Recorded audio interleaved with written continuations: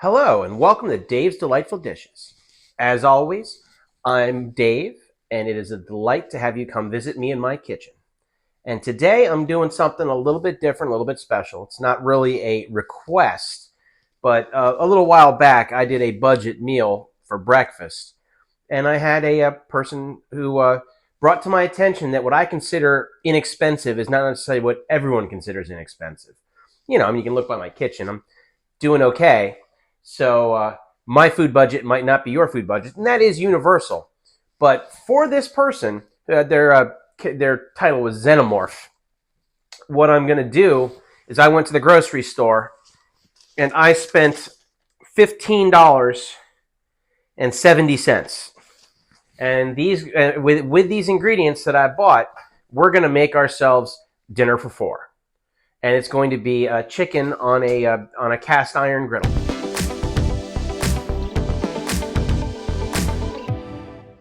So the first thing we got to do is I grabbed chicken cutlets. Now this is a pound of chicken cutlets. It costs $6.99 at my market. Your prices may vary. And we need to marinate it with something. We don't have to, but I want to marinate it with something. So you can get, and I'm from Baltimore originally, or for the last 20 years. So McCormick means a lot to me. But they have these Grill Mate things you'll see in almost every grocery store. And all you got to do is add, some vinegar and some oil to this packet, and then you can do a quick marinade. They call it a 30-minute marinade, but you can let it go a lot longer than that. And that's like $2. But for $1 more, and I'm including that into this 15, they've got it where it's pre-packed. So all you got to do is rip the top and let it go. And I'm kind of curious to see how this is going to work. So we're going to take this chicken, and we're going to put this into this bag, and we'll see how it goes with this marinade.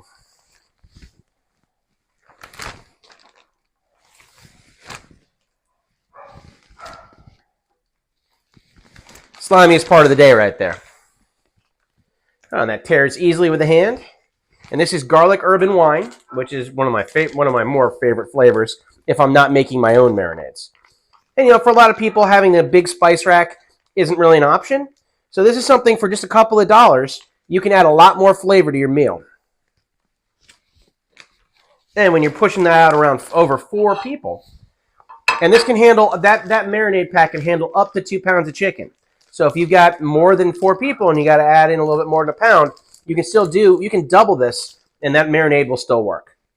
So I've massaging it around to make sure everything's getting covered. I'm leaving a little bit of air in here, but not much. And then this is going in my refrigerator. At least 30 minutes. I'm going to let it go for a couple hours just to get some real good penetration. But that's if this is a weeknight, you can certainly, as soon as you get home, pop this stuff in, put it in the fridge while you're prepping the rest of your meal, and in less than an hour, you can have everything cooked and ready to go. So I'll see you back this evening. Okay, so our chicken has marinated, and it's time to start thinking about the other things. We talked about the cost of the chicken and the marinade. Now, I have $2.61 worth of broccoli crowns here, which we're going to break down, and then we're going to put in this steamer. And you steam them until they're tender. That can be different depending on how hot yours is and how big your crowns are. So you're just going to have to kind of play that by eye, and also how soft you like them. Some people like them mush. Yeah, but let's give this a quick breakdown. I like to go along the stem and just kind of break off as many of these loose heads as I can first before I get to that central piece. And these, if I got a really big one like this, I'll just cut it in half. You lose a little bit of the crown, but not much. And then this part up at the top, there you go. And I just start cutting off individual florets. And by the way, that's what one of these is supposedly called, a floret. And then when this one gets small enough, then you just break it in half. But I'm going to get a couple off of there first. And then this guy is breaking down.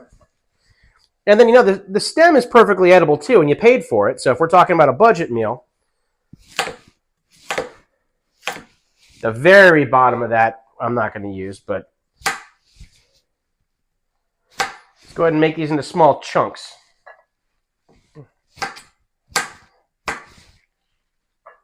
And they'll soften up and be perfectly nice too. Pretty much the whole broccoli is edible. It's just the best parts are this part. So I'm going to go ahead and break the rest of this up. It's only going to take me a couple of seconds, and I'll get back to you. But what I'm going to do is I'm going to take this. This is going to go into here, and then we're going to start making our chicken. The one other thing that's going on is I have a $1 baked potato. Well, a couple of those, so get me up to that $15. They are cooking, or they are baking in a 350-degree oven, which takes an hour, so I did that a little bit ahead of time. Now, I understand that some people use microwaves to cook potatoes, and it's much faster. I don't do that because I don't like using the microwave for actual cooking. But if that works for you, and that'll be a time saver for you, go for it. I'm pretty sure you're supposed to take a fork and jab some holes in it before you do it, though, so it doesn't blow up. But I'm going to finish breaking this up. I'll see you at the cooktop for the chicken.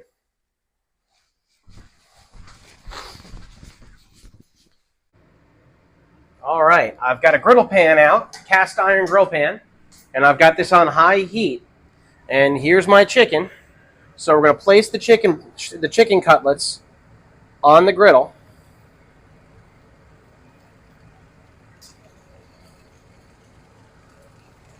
And you don't want to crowd the pan, but since I believe I got just enough space for all of them, let's just get them all going.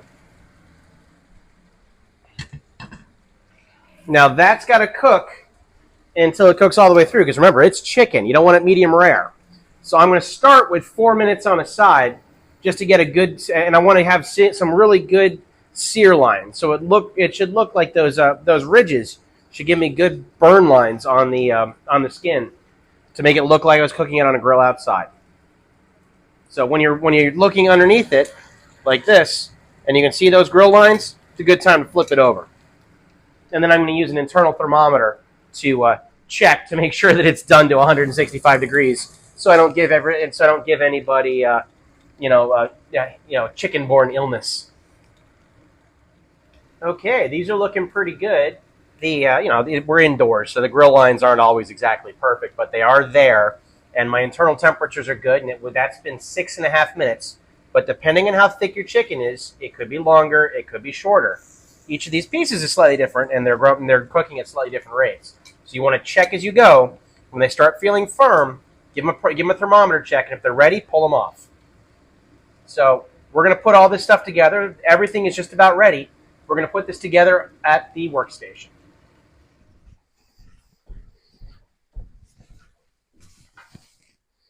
Okay, so we have our baked potato. Now there's two, but that's for 4 people. But I got really good size ones at like basically 99 cents a piece when it comes down to by weight. And potatoes are incredibly reasonable. The more bulk you buy, the cheaper they are. So if you can spring for the bigger bag and then just store them in a cold, dark place in your closet, or in your pantry, that closet would work too. Then that's the best way to do it, because that really brings the price down. But as it stands, that's like less than $2. And I'm just going to take it as a given that you have butter in the house. If butter is not in the house, then you can buy this in bulk and keep it in your freezer. It is way more efficient to do that. But if not, you don't have it, then call it another $1. Then we're up to $16 and just buy a small amount for this, because you're only going to use like 2 tablespoons. So you got 1 pat is going to go on your potato. Let that start melting, and we're going to take some green onion. Now, the green onion is free because I have it growing on the sill over there. If you don't, hey, when you buy these these scallions or green onions at the market, it turns out if you put them in a pot in dirt in your window, they keep on regrowing. And all I've been doing is just clipping them off, and new sprouts keep coming up. So it basically becomes free green onion garnish, or whatever you want to use it for as long as you need it. And if they eventually wear out, then it's 99 cents for another bunch. So take advantage of this little tip here. And I'm going to put some of that on there too. If you happen to have sour cream in your fridge, I wouldn't say buy that extra, but you could certainly add sour cream to this.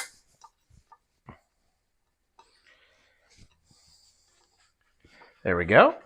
And now we're going to get a nice portion of this broccoli, which I put another pat of butter on. And Then I added some salt and pepper. Again, I'm not counting salt and pepper in the total, but it absolutely would be, because most people will have that in the house. If not, then again, these are very inexpensive items that you buy in bulk, and then you have lots of for a long period of time. Here we go. That's about a quarter of the broccoli. And then the chicken, I cut them into small pieces, and I broke that down into even amounts. So here comes a quarter of that. And there's my extra piece that goes with that. Okay. And then for $15, maybe a couple bucks more if you needed some of these accessories, but realistically for $15, we have a delightful dinner for four.